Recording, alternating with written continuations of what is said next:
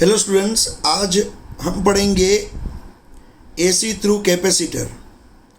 यहाँ पे सर्किट में एसी सोर्स के साथ एक कैपेसिटर ज्वाइन करने वाले हम। यहाँ पे एक एसी सोर्स और यहाँ से ये वायर निकला, यहाँ पे ज्वाइंट हुआ एक कैपेसिटर और ये सर्किट फिनिश्ड हुई। देखो, एसी सोर्स के साथ हम एसी सोर्स के साथ क्या ज्वाइन करेंगे? कैपेसिटर ज्वाइन करेंगे। आगे दो क्वेश्चन में हमने यहाँ पे ज्वाइन किया था रेजिस्टेंस, फिर ज्वाइन किया इंडक्टर, अब हम ज्वाइन करेंगे कैपेसिटर।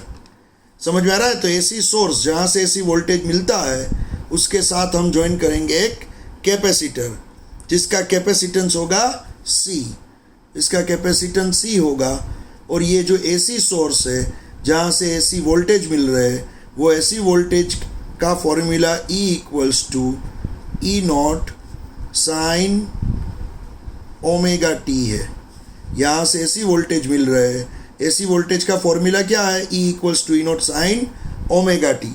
या तो यहाँ पे सिंबल आप V भी यूज़ कर सकते हो, V equals to V naught sine omega t. जो भी आप यूज़ करो, यहाँ से इतने एसी वोल्टेज मिल रहे हैं। तो यहाँ पे देखो, स्टार्टिंग में let's consider a capacitor with capacitance C be connected to an AC source with an EMF having instantaneous value E equals to E naught sin omega t। समझ में आ रहा है? तो यहाँ पे एक कैपेसिटर ज्वाइन कर दिया है AC सोर्स के साथ और यहाँ से जो वोल्टेज मिल रहे हैं वो है E equals to E naught sine omega t. अब due to this EMF charge will be produced and it will charge the plates of capacitor with positive and negative charges।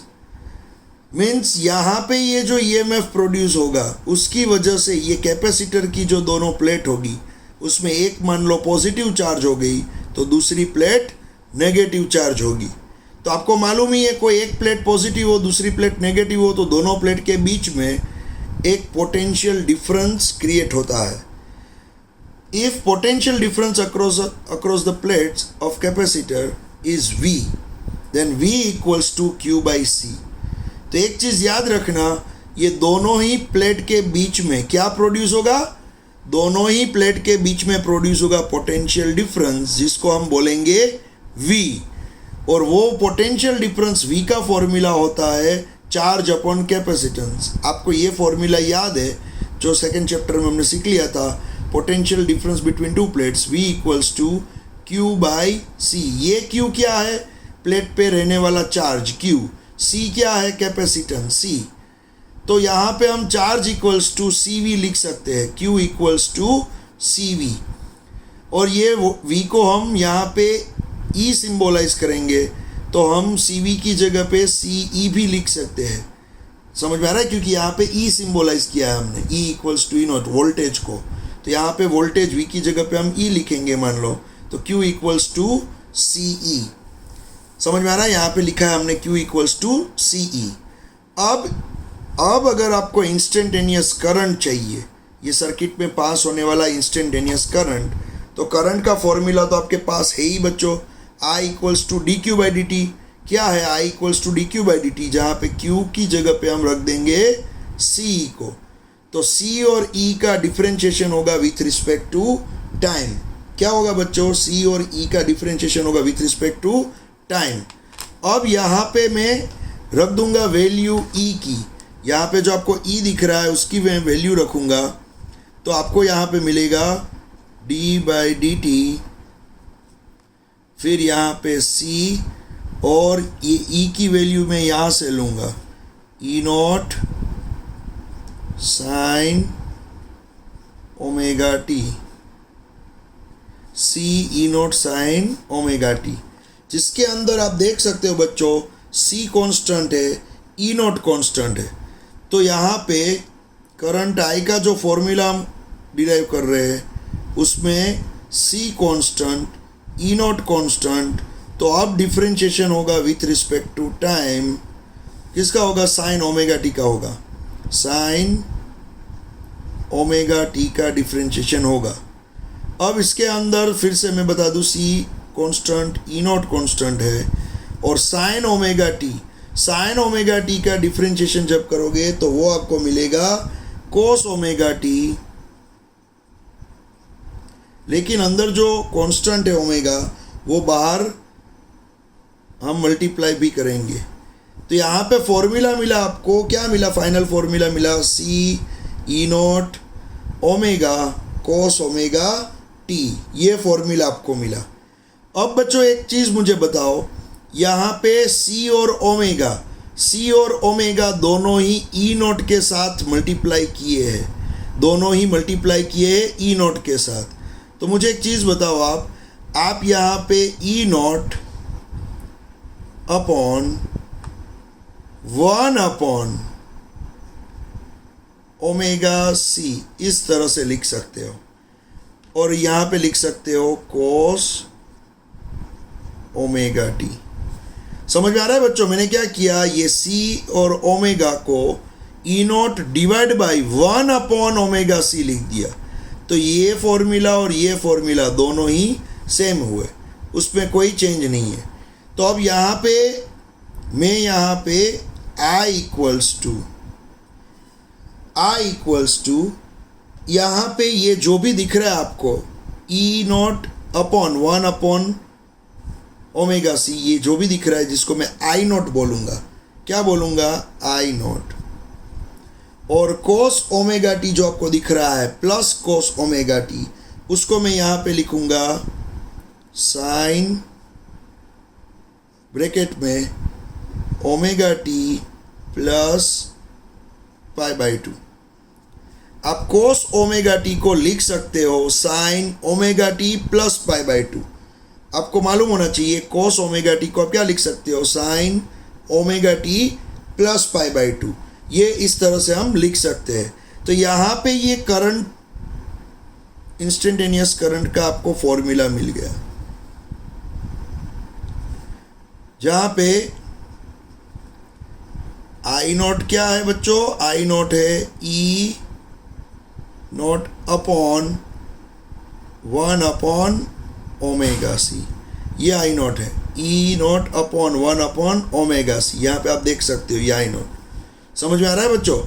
और यहाँ पे अब एक चीज़ आप देखोगे बच्चों, यहाँ पे जो वोल्टेज का फॉर्मूला था, एसी वोल्टेज, वो है E equals to E naught sine omega T. AC voltage का फॉर्मूला था E equals to E naught sine omega T, और यहाँ पे जो करंट मिला उसका जो फॉर्मूला आया वो I equals to I naught sine omega T plus pi by 2 मिला। क्या मिला? Plus pi by 2। तो एसी वोल्टेज में और एसी करंट में दोनों ही इंस्टेंटेनियस वैल्यू मैंने यहाँ पे दी है। तो आप देख सकते हो यहाँ साइन के पीछे सिर्फ ओमेगा टी है, और यहाँ साइन के पीछे ओमेगा टी है, और उसमें पाई बाई 2 बढ़ गया है। तो अब क्या होगा बच्चों, यहाँ पे करंट में पाई बाई 2 जितना बढ़ गया, देखो इतनी फेज बढ़ गई। समझ में आ रहा है? तो अब ये करंट में आपको मालूम होना चाहिए, आगे के क्वेश्चन में हमने इंडक्टर में देखा था पाई बाई 2 जितना कम हो रहा था, और यहाँ पे आपने देखा पाई बाई 2 जितना वो बढ़ रहा है। देखो समझ में आ रहा है? यहाँ पे पाई बाई 2 जितना तो वो बढ़ रहा है। तो यहाँ पे वोल्टेज का फॉर्मूला तो है ही, लेकिन यहाँ पे करंट पाई बाई 2 जितना वोल्टेज से आगे जा रहा है। तो अब क्या होगा बच्चों, यहाँ पे हम लिख सकते हैं, the current leads the voltage by a phase angle of pi by 2 radians. समझ में आ रहा है? तो यहाँ पे करंट पाई बाई 2 जितना वोल्टेज से आगे चले जाएगा। अब यहाँ पे हम एक फेज डायग्राम ड्रॉ करेंगे। फेज डायग्राम में आप देख सकते हो, देखो फेज डायग्राम में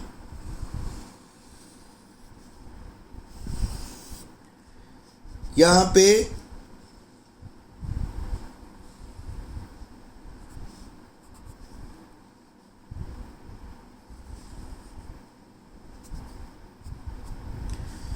जो एक फेज डायग्राम होगा उसमें सबसे पहले मैं ई नोट का एक फेजर ड्रॉ करूंगा, ई नोट का। अब देखो ई नोट जो है उसमें आप देख सकते हो ई नोट में अभी साइन के पीछे एंगल है ओमेगा टी। समझ में आ रहा है? तो यहाँ पे मैंने ड्रॉ कर दिया है एक ई नोट, ये मैंने ड्रॉ कर दिया है। देखो ये क्या है बच्चों, एक ई नोट है, ई नोट फेजर। अब ये यहाँ पे आप देख सकते हो साइन के पीछे एंगल क्या है, ओमेगा टी। तो ये है ओमेगा टी, आप देख सकते हो ये है ओमेगा टी। अब ये ई नोट के दो एलिमेंट हो गए, ई नोट के दो एलिमेंट। कौन कौन से दो एलिमेंट हो गए? एक होगा ई नोट का साइन एलिमेंट और एक होगा कॉस एलिमेंट। तो यहाँ पे आप देख सकते हो ये एलिमेंट मैंने ड्रॉ किया, ये होगा ई नोट कॉस ओमेगा टी, और ये जो एलिमेंट होगा इस तरह से वो होगा ई नोट साइन ओमेगा टी। तो यहाँ पे ई नोट के दो एलिमेंट, ई नोट कोस ओमेगा टी, ई नोट साइन ओमेगा टी। हम बात कर रहे हैं यहाँ पे ई नोट साइन ओमेगा टी की। लेकिन अब करंट में आप देखोगे, करंट में तो करंट तो क्या है, उसमें साइन के पीछे omega T plus pi by to है। क्या है? Plus pi by to. तो यहाँ पे जब मैं आई नोट का फेजर ड्रॉ करूँगा, आई नोट का, तो यहाँ पे जो आई नोट का फेजर होगा वो इस तरह से ड्रॉ होगा। देखो बच्चों इस तरह से वो ड्रॉ होगा। तो आप तुरंत बोलोगे क्यों इस तरह से ड्रॉ हुआ? क्योंकि ओमेगा टी, इतना एंगल क्या है ओमेगा टी, जिसमें आप ऐड कर दोगे पाई बाई टू। समझ में आ रहा है? ये क्या हुआ, एक्स्ट्रा पाई बाई टू। तो ओमेगा टी तो इतना है ही विथ एक्स एक्सिस के साथ, यहाँ पे ओमेगा टी तो इतना है ही। अब उसमें ऐड कर दोगे आप पाई बाई टू, तो ये जो होगा वो आई नोट का यहाँ पे फेजर होगा, आई नोट का फेजर। अब यहाँ पे जो आई नोट का फेजर है उसमें उसी तरह से दो एलिमेंट होंगे, एक एलिमेंट होगा कोस एलिमेंट और एक एलिमेंट होगा साइन एलिमेंट। तो यहाँ पे आप देख सकते हो इस तरह से दो एलिमेंट हो गए।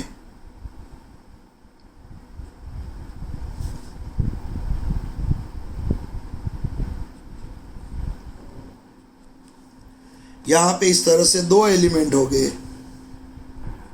जिसमें यहाँ पे ये जो एलिमेंट है उसको हम बोलेंगे I naught sine omega T plus pi by two, omega T plus pi by two. ये एलिमेंट को यहाँ पे ये जो एलिमेंट दिख रहा है आपको वो होगा I naught sine omega T plus pi by two, और यहाँ पे ये जो एलिमेंट दिख रहा है वो होगा I naught cos omega T plus pi by two. समझ में आ रहा है? लेकिन हमें तो साइन एलिमेंट क्या डिस्कशन कर रहा है। तो यहाँ पे ये हुआ फेजर डायग्राम, जिसमें ई नोट का फेजर है, एक आई नोट का फेजर है। अब ई नोट का जो साइन एलिमेंट होगा वो यहाँ पे ऊपर दिख रहा है, देखो रेड कलर में, और आई नोट का साइन एलिमेंट होगा वो यहाँ पे ग्रीन कलर में ऊपर दिख रहा है। तो आप देख सकते हो E naught sine omega T भी ये साइड है, I naught sine omega T plus pi by two भी ये ऊपर की साइड ही है, देख सकते हो आप। समझ में आ रहा है बच्चों? तो अब यहाँ पे ये हुआ फेजर डायग्राम। अब यहाँ पे मैं ग्राफ एक ड्रॉ करूँगा। ये ग्राफ होगा ई वर्सेस ओमेगा टी और आई वर्सेस ओमेगा टी का। यहाँ पे जो मैं ग्राफ ड्रॉ करूँगा वो आप ग्राफ देख लो।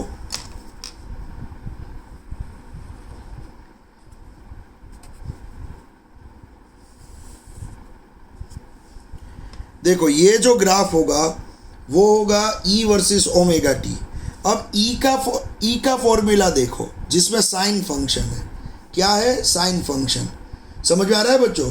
तो यहाँ पे जो साइन फंक्शन है उसका जो ग्राफ होगा वो साइन फंक्शन का ग्राफ तो यहाँ से स्टार्ट होगा, आपको मालूम है इस तरह से ग्राफ स्टार्ट होगा।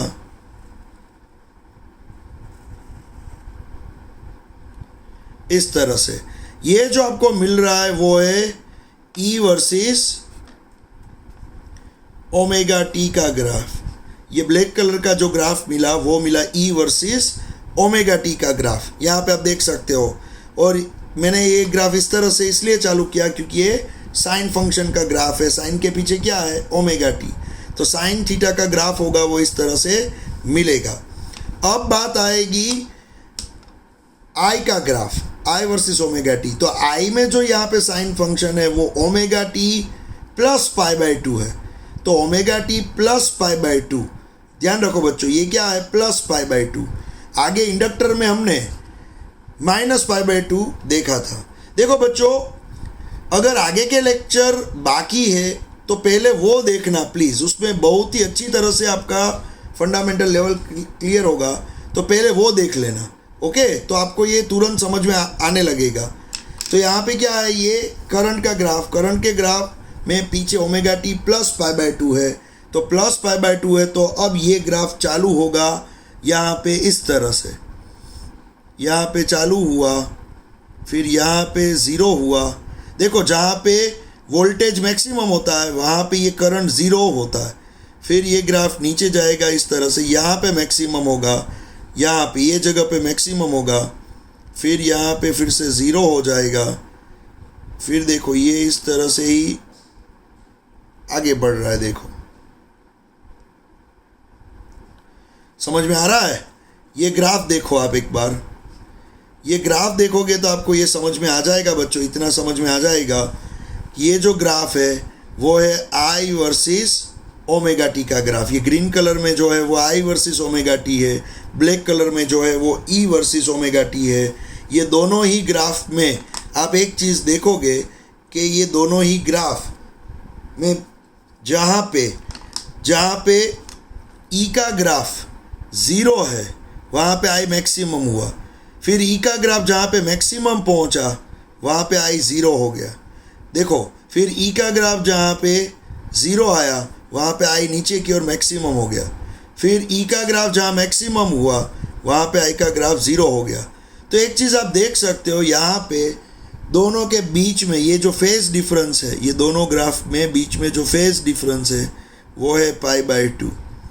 क्या है, पाई बाई टू है। देखो ये है पाई बाई टू, मीन्स ये दोनों ही ग्राफ एक दूसरे से, यहाँ पे आप देख सकते हो पाई बाई टू फेज में आगे पीछे चल रहे हैं।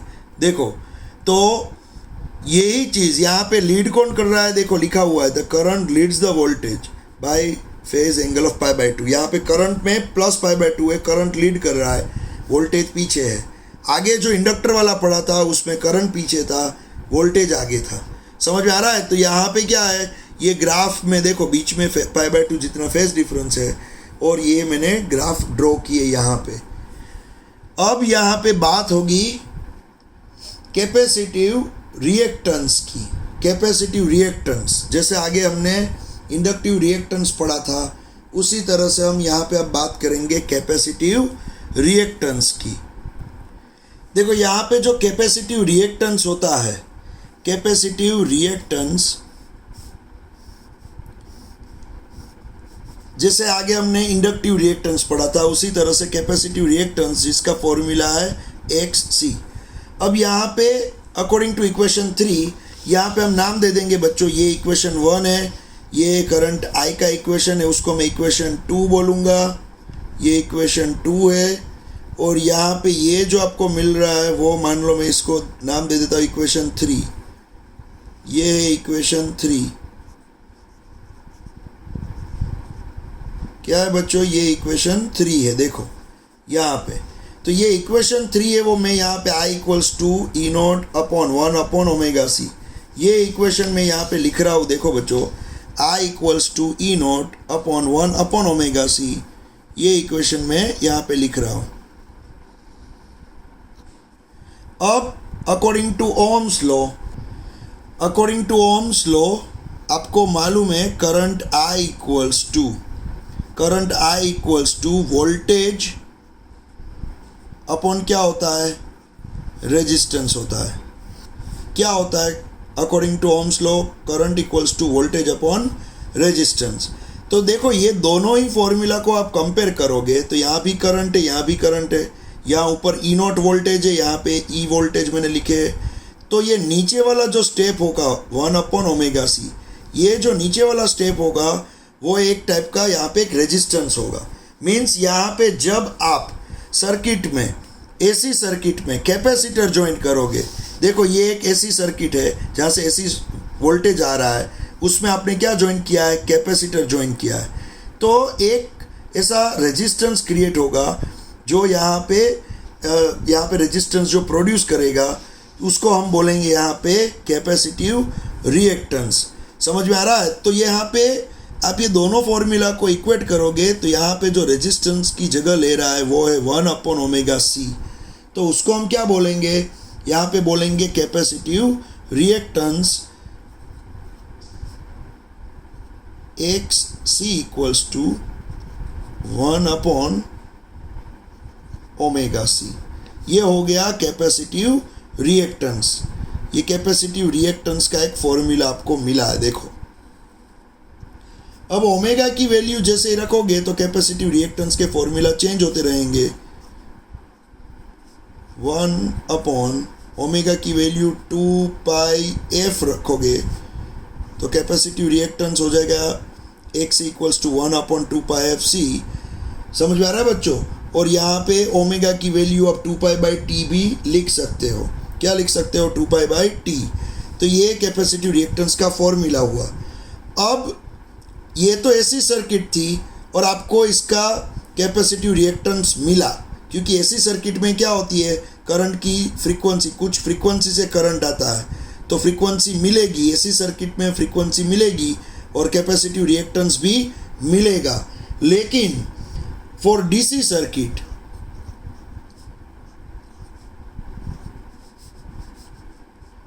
यहाँ पे डीसी के लिए, डीसी सर्किट के लिए हम डीसी करंट के लिए बात करेंगे।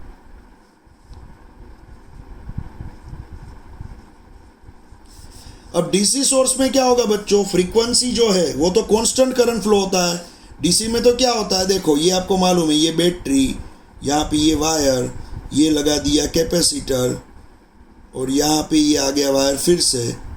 समझ में आ रहा है बच्चों? तो यहाँ पे ये डीसी सोर्स है, ये पॉजिटिव ये नेगेटिव। अब यहाँ पे कैपेसिटेंस इसका सी है तो ये भी पॉजिटिव ये नेगेटिव हो जाएगा।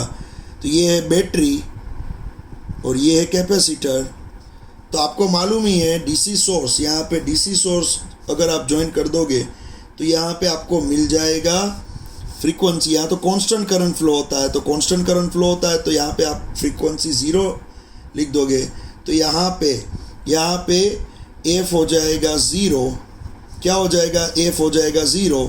तो यहाँ पे नीचे 0 तो एक सी इक्वल्स टू 1/, ये नीचे 0 हो जाएगा और 1/0 हो जाएगा तो यहाँ पे मिलेगा आपको इनफाइनाइट। समझ में आ रहा है? तो यहाँ पे कैपेसिटिव रिएक्टेंस आपको मिलेगा इनफाइनाइट। देख लो आप, समझ में आ रहा है? तो कैपेसिटिव रिएक्टेंस अगर कोई पूछ ले डीसी सोर्स के लिए कैपेसिटिव रिएक्टेंस क्या होता है, यहाँ पे कोई आपको पूछ लेगा डीसी सर्किट के लिए कैपेसिटिव रिएक्टेंस क्या होता है, तो वो होता है इनफाइनाइट। चलो तो यहाँ पे ये ख़त्म हुआ बच्चों।